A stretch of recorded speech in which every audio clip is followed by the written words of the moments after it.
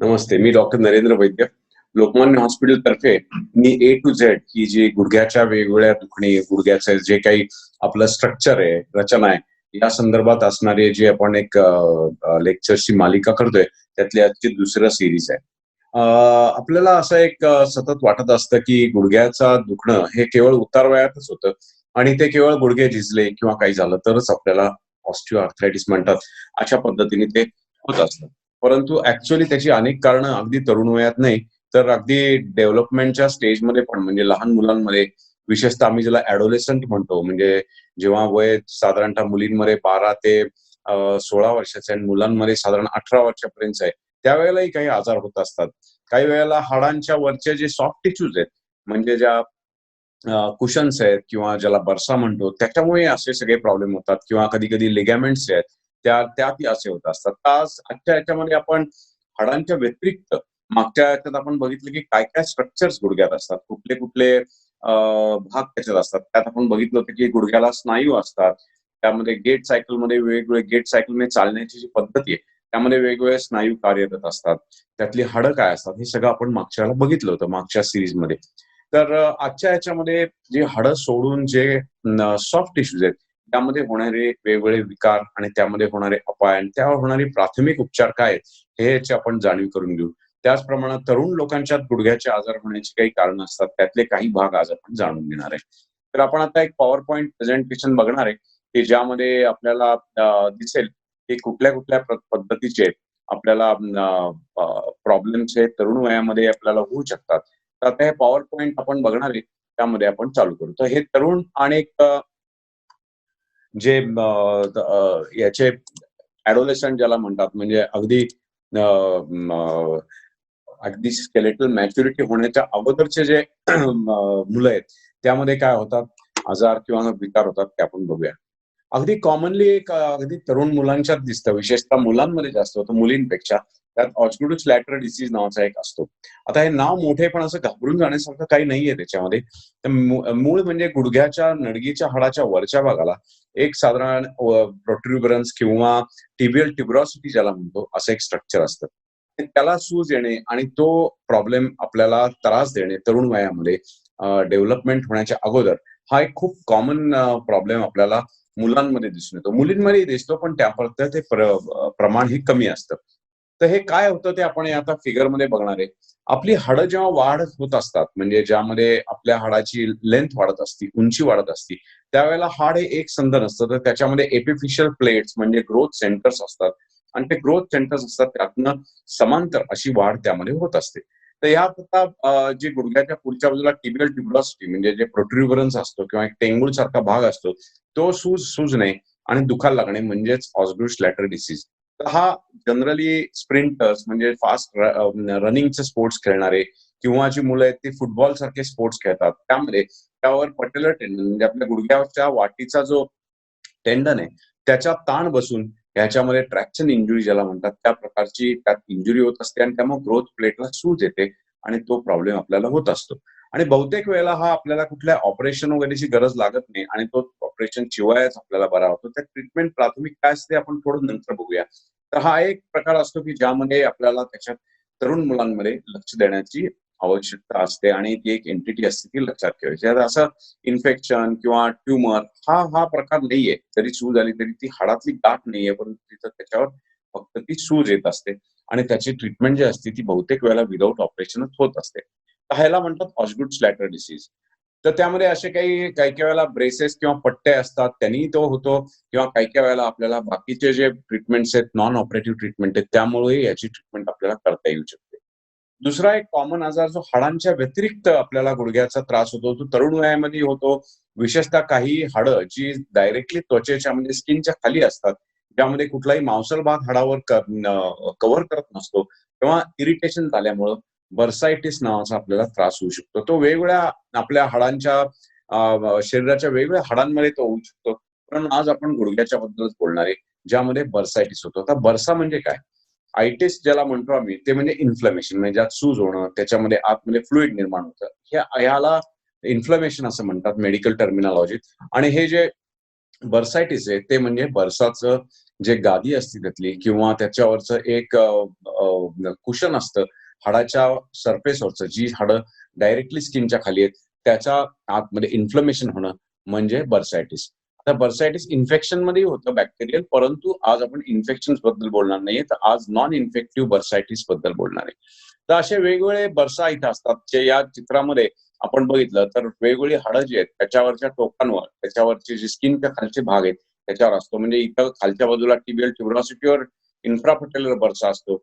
वर इथं गुडघ्याच्या वाटीच्या वर आणि आपल्या गुडघ्याच्या जो क्वाड्रिसेप्स म्हणजे मांडीचे खालच्या बाजूचे मसल्स आहेत, त्या बाजूच्या मसल्सच्या खाली हा बर्सा असू शकतो. तर ह्या बर्सामध्ये आतमध्ये इन्फ्लमेशन होतं आणि त्याला सूज येऊ शकते आणि त्यामुळे आपल्याला दुखणं चालू होऊ शकतं. तर हे सगळे बर्सा, एवढे सगळे बर्सा आहेत जे हाडाच्या खाली आणि टेंडनच्या खाली वेगवेगळे असतात आणि ते सगळे बर्सा आहेत, त्यामध्ये ते फ्लुइड होऊ शकतात. तर ह्यामध्ये बर्सामध्ये जर इन्फेक्शन नसेल तर बहुतेक सगळे बर्सायटिस आहेत ते आपल्याला विदाऊट ऑपरेशन बरे करता येतात. त्यामध्ये कधी-कधी नॉन स्टिरॉइडल अँटी इन्फ्लेमेटरी म्हणजे अँटी इन्फ्लेमेटरी ड्रग्स म्हणजे ज्यामध्ये स्टिरॉइड्स नसतात, अशा प्रकारची जी इन्फ्लमेशन कमी करणारी जी मेडिसिन्स आहेत, यामध्ये अनेक प्रकारचे गट असतात या अँटी इन्फ्लेमेटरी मेडिसिन्समध्ये, ती वापरता येतात किंवा ज्याला आम्ही शॉर्टमध्ये एक शॉर्ट फॉर्म वापरतो, त्याला राईस म्हणतात. तशा प्रकारची ट्रीटमेंट आपण पुढे बघणार आहे, त्यामध्ये होऊ शकतं.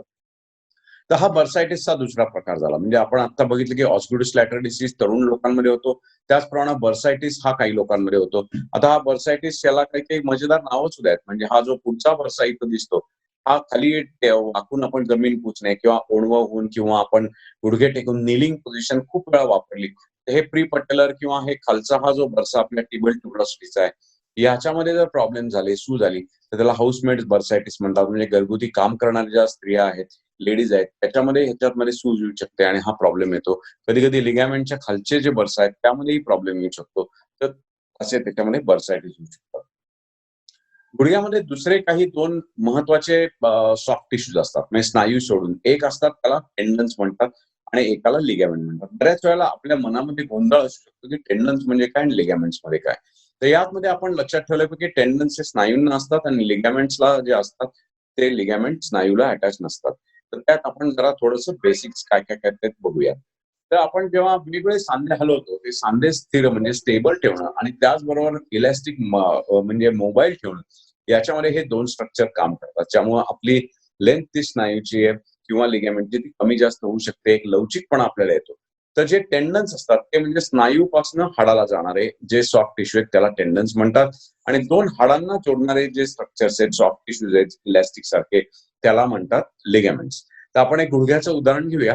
गुडघ्यामध्ये आपलं मागच्या लेक्चरमध्ये बघितलं तसं मांडीचं हाड म्हणजे फिमर, नडगीचं हाड म्हणजे टिबिया आणि छोटं एक हाड म्हणजे फिब्युला, जे ऍक्च्युअली गुडघ्यामध्ये सहभाग घेत नाही, अशी 3 हाडं तिथं असतात आणि समोरच्या बाजूला पटेला म्हणजे आपली वाटी असते. तर ह्या हाडांना जोडणारे जे लिगामेंट्स आहेत, त्याला 4 प्रकारचे लिगामेंट्स असतात. आपण इथं बघतोय तसं.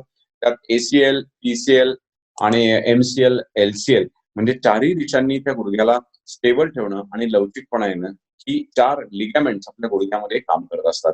या लिगामेंटला ताण पडला, त्याच्यामध्ये जास्त ताणली गेली ती लिगामेंट किंवा त्याला फारच जास्त ताण झाला, की ज्याने ते इलॅस्टिक सारखं असतं ते त्याच्या ताणण्याच्या क्षमतेपेक्षा पुढे ताणलं गेलं, तर ती फाटू शकतात आणि लिगामेंट इंजुरी होऊ शकतात. तर या प्रकारे लिगामेंट्स असतात, त्यामुळे प्रॉब्लेम्स होतात.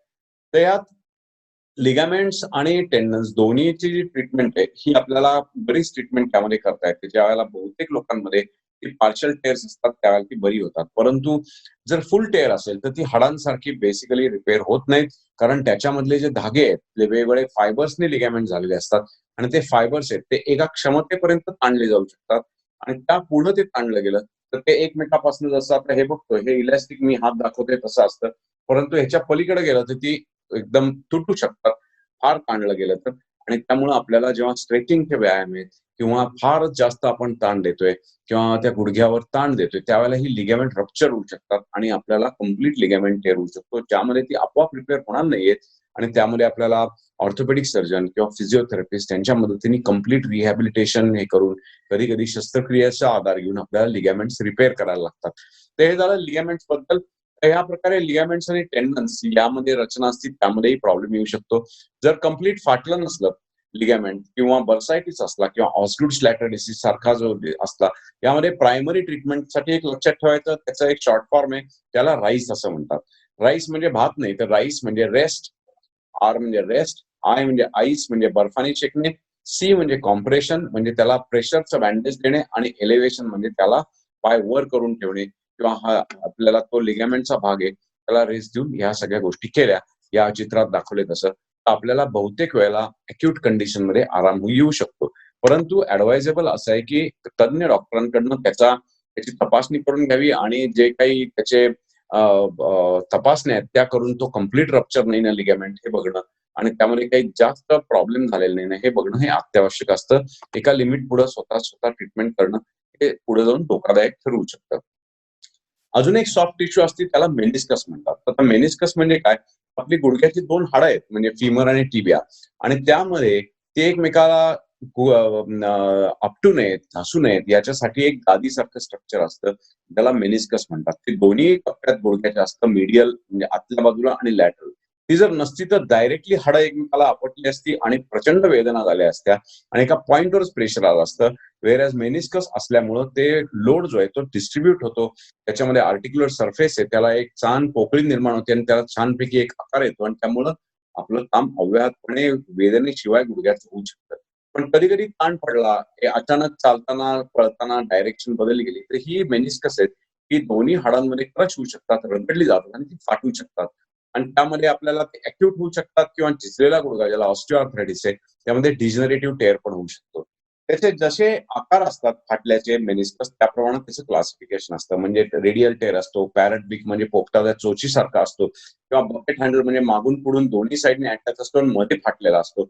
असे वेगवेगळे प्रकार मेनिस्कसचे दिसतात, आणि त्या मेनिस्कसला आपल्याला लॉकिंग होणं म्हणजे गुडघा अडकणं किंवा एकदम निसटल्यासारखं होणं, चालताना पळताना दुखणं, सूज येणं, ह्या सगळ्या गोष्टी ज्या आहेत त्यामध्ये आपल्याला त्रास देऊ शकतात. तर अशामध्ये एक लक्षात ठेवलं पाहिजे की मेनिस्कस ही काही फक्त राईस किंवा विदाऊट ऑपरेशन बरी होऊ शकत नाहीत, आणि त्यामध्ये त्याला आपल्याला काही ट्रीटमेंट घ्यायला लागते.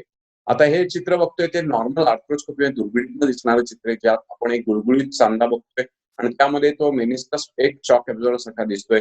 वेअर ॲज मेनिस्कस फाटल्यानंतर आपण खालच्या चित्रात जे बघतोय त्यात असे धागे धागे धागे निघून आलेले, आणि तेव्हा मेनिस्कसचा त्रास आपल्याला लॉकिंगचा, दुखण्याचा, सूज येण्याचा असा होऊ शकतो. आता एक लक्षात ठेवलं पाहिजे की पहिल्यांदा डॉक्टर नेहमी एक्सरेज करतात, आणि तो एक्सरे पूर्णपणे नॉर्मल येऊ शकतो ज्या वेळेला त्याला आर्थरायटिस नसतो तेव्हा, आणि त्यामध्ये आपल्याला मेनिस्कस एक्सरे मध्ये दिसत नसतो. त्यामुळे मेनिस्कस फाटलाय का बघण्यासाठी, मेनिस्कस बघण्यासाठी, लिगामेंट्स बघण्यासाठी आपल्याला एमआरआय या तपासणीची मदत घ्यायला लागते.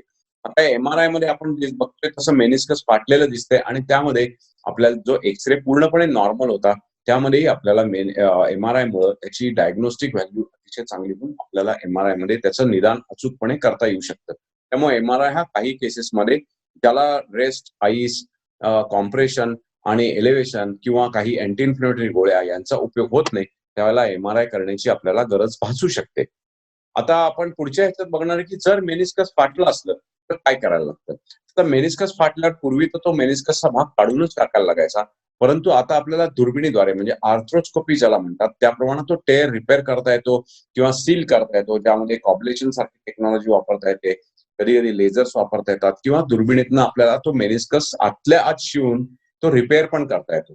त्यामध्ये एक आपण अॅनिमेशन बघतोय ते रिपेअर टेअरचा कसा करतात ते बघितलं जातं. तर त्यामध्ये एक पहिल्यांदा प्रोब घेऊन किती डेप्थचा तो टेअर आहे त्याचा अंदाज घेतला जातो. 5-5 मिलीमीटरच्या अंतराने याच्यावर मार्क्स असतात, आणि त्यामध्ये आपण बघितलं जातं की तो टेअर आपला पूर्णपणे सील करता येईल का? त्यात किती टाके घालायला लागतील ह्याचा सगळा पहिल्यांदा आर्थ्रोस्कोपी म्हणजे दुर्बिणीतून प्रत्यक्ष बघून अंदाज घेतला जातो. त्याच्यानंतर विशिष्ट काही उपकरणं असतात की जी उपकरणं ती छोट्या 4 मिलीमीटरची उपकरणं असतात, की छोट्याशा छिद्रातनं आपल्या गुडघ्यामध्ये आतमध्ये सारली जातात, आणि त्यानंतर विशिष्ट पद्धतीने त्यामध्ये काही निडल्सनी आतल्या आतच आपल्याला दुर्बिणीद्वारे त्याचे टाके घेता येतात. म्हणजे आता आपण बघतोय की या 2 निडल्स ज्या आहेत त्या त्यामध्ये आपल्या घातलेल्या आहेत. ते निडल्स घातल्यानंतर त्याचा डेप्थचा अंदाज घेतला जातो. डेप्थचा अंदाज घेतल्यानंतर आपल्याला त्या निडल त्या टेअरच्या अक्रॉस म्हणजे पुढे आपल्याला पास करून त्यामध्ये आतल्या आतच आपल्याला विशिष्ट मटेरियलचे टाके जे आहेत ते त्यातनं निडलमधनं ओले जातात. ही अत्यंत एक अद्ययावत अशी टेक्नॉलॉजी ज्यात ओपन रिपेअर काही लागत नाही. छोट्या छिद्रातनंच ते पूर्ण आतमध्ये आपण जसं बघतोय तसे टाके घेऊन आपल्याला तो स्टील रिपेअर हे जो आहे मेनिस्कस फाटलेला आहे त्याला आपल्याला रिपेअर करता येऊ शकते. अशी ती ऍडव्हान्स इन्स्ट्रुमेंटेशन असतं आणि बहुतेक सगळे ते असे आतल्या आतच गाठ घेऊन ती आतमध्ये आपल्याला मेनिस्कस आहे ते प्रॉपरली सील करता येतं. आपण बघितलं की मेनिस्कस पूर्णपणे रिपेअर झालेलं आहे म्हणजे गादी आतल्यात रिपेअर होते आणि मी मगाशी सांगितलं तसं 1, 2 किंवा 3 टाके घेऊन पूर्ण मेनिस्कस किती प्रमाणात फाटले त्या प्रमाणात ते सील करता येतं. त्याच्यानंतर त्याचा आपल्याला पूर्णपणे किती भक्कम झालाय त्याचा अंदाज प्रोबनी परत घेता येतो आणि आपल्याला पूर्णपणे त्याची खात्री करून घेता येऊ शकते. तर ह्या प्रकारे अगदी छोट्या छिद्रातनं सुद्धा 4 मिलीमीटरच्या आपल्याला करता येतं. त्यानंतर पेशंट ही डे केअर ऑपरेशन असतात म्हणजे त्याच दिवशी संध्याकाळी किंवा आपल्याला 1 दिवस राहून पेशंटला घरी पाठवता येतं. तर या प्रकारे आपण जसं बघितलं तसं आज आपण बघितलं ते सॉफ्ट टिश्यूचे गुडघ्याचे प्रॉब्लेम्स त्याच्याबद्दल अंदाज घेतला. लहान मुलांमध्ये काय प्रॉब्लेम होऊ शकतात हाडाच्या व्यतिरिक्त ते पण आपण बघितलं. त्यामध्ये कॉन्झर्व्हेटिव्ह ट्रीटमेंट म्हणजे ऑपरेशन शिवाय जी ट्रीटमेंट असते राईस ट्रीटमेंट अँटी इन्फ्लेमेटरी ते बघितलं. पण एका लिमिटच्या पुढे गेलं तर आपल्याला दुर्बिणीतनं त्याचे उपाय लागू शकतात. आता पुढच्या एपिसोडमध्ये आपण लिगामेंट सुद्धा दुर्बिणीतून कसे रिपेअर करू शकतो हे पण बघू शकू. तर आजच्या एपिसोडमध्ये आज एवढंच. धन्यवाद.